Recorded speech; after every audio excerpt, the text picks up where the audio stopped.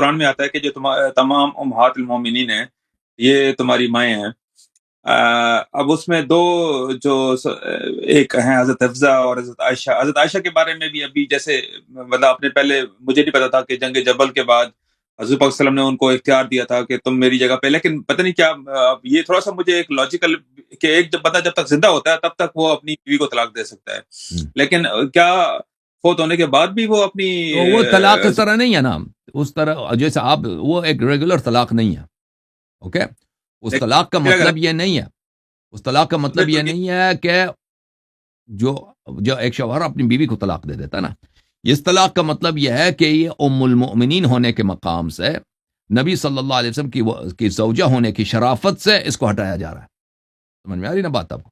رسول صلی اللہ علیہ وسلم کا نکاح بھی جو ہے نا دوسروں کی طرح نہیں ہے. رسول صلی اللہ علیہ وسلم کی اگر جو بیوی ہے وہ پیغمبر کے بعد ہم اور آپ جو ہے نا اگر کوئی دنیا سے مر جائے اس کی بیوی وہ عدہ نکالے گی, اس کے بعد جہاں مرضی شادی کر لے. ٹھیک ہے نا, کوئی بھی مسلمان اگر وہ مرد وفات پاتا ہے اگر اس کی بیوی ہے وہ وفات کا عدہ 4 مہینے نکالے گی, 4 مہینے کے بعد وہ جہاں مرضی جس مسلمان سے شادی کرنا چاہے اس کی اپنی مرضی ہے. ٹھیک ہے نا, وہ جس جہاں نبی صلی اللہ علیہ وسلم کا اس طرح نہیں ہے. نبی صلی اللہ علیہ وسلم کے وفات کے بعد کوئی بھی شخص ان کی بیویوں کے ساتھ نکاح نہیں کر سکتا. ان کی بیویوں کے ساتھ یہ اللہ کی جانب سے حکمت ہے, حکم ہے. ٹھیک ہے نا, تو اسی طرح ان کی بیویوں کے لیے بھی طلاق کا حکم خاص ہے, کیونکہ ان کا نکاح موت کے بعد جاری ہے.